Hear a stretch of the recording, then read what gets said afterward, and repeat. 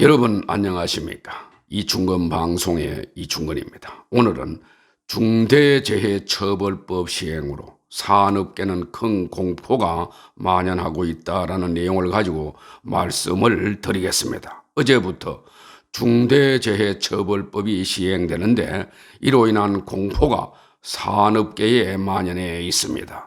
이로 처벌 대상이 되는 일은 피해야 한다며 건설업계에서는 1월 27일부터 미리 설 연휴에 들어가거나 당분간 주말 공사를 중단할 정도라고 합니다. 기업하다 구속되느니 차라리 사업을 접겠다는 말까지 나오고 있습니다. 하루 공사를 멈추면 곧바로 엄청난 비용을 감수해야 하는 건설 현실을 감안하면 중대재해처벌법에 대한 이들의 공포가 어느 정도인지 짐작할 수가 있습니다. 그나마 여력이 있는 대기업은 최고 안전 책임자를 임명하고 안전 예산을 늘리는 등 대책을 세우고 있지만은 중소기업들은 갈피를 잡지 못하고 있습니다. 사망사고를 비롯한 중대 산업재해가 발생했을 때 기업 대표까지 형사처벌하는 법률인데다 세부 규정이 애매모호해서 어떻게 대응해야 할지 막막하기 때문입니다. 중대재해가 발생하면 사업주와 경영 책임자를 1년 이상 징역 또는 10억 이하의 벌금 또 병가도 가능합니다. 처벌하는 중대재해처벌법이 시행된 1월 27일 경제계는 일제히 우려를 나타냈습니다.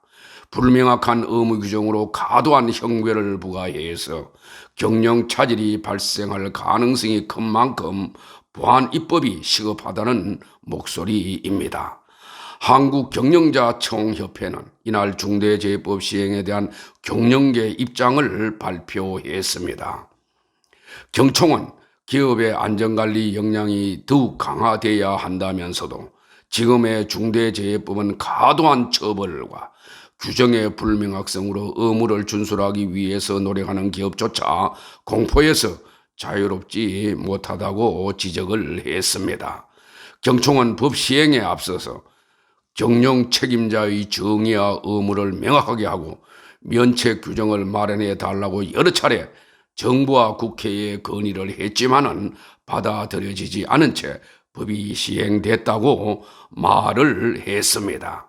경총 관계자는 정부가 마련한 해설서마저 모호하고 불분명한 부분이 많아 기업은 누가 무엇을 어느 정도 이행해야 법을 지킨 것인지 알기 어려운 상태라고 말을 했습니다.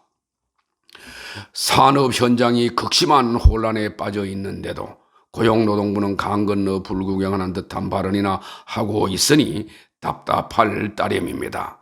안경덕 고용노동부 장관은 매일경제와 인터뷰에서 법 시행 후 문제점이 하나 둘씩 쌓이면 올해 말이나 내년께 보안 필요성에 대한 논의가 있을 것이라고 했습니다.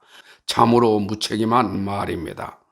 기업들이 혼란을 겪고 기업인들이 처벌받은 뒤에야 불합리한 규정을 손보겠다는 건가 묻고 싶습니다.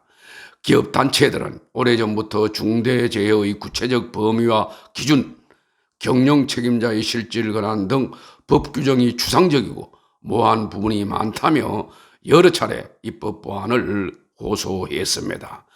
그런데도 정부는 아무런 조치를 취하지 않고 있습니다. 180여석을 차지한 거대 여당은 기업 옥죄기 법률을 5년 동안 남발했습니다. 중대재해법은 기업인을 처벌하는 게 목표가 아니라 산업재해 예방이 목표입니다. 그렇다면 처벌을 걱정하지 말라는 공허한 소리를 하기 전에 이러이러한 안전조치를 시행하면 책임과 처벌을 피할 수 있다고 법률 조항을 구체화하는 것이 정상입니다. 정경련은 중대재해처벌법이 시행될 경우에 산업재해 감소라는 정책 효과는 불분명하면서 생산기지 해외 이전 등 각종 부작용이 심각할 것이라고 주장을 했습니다.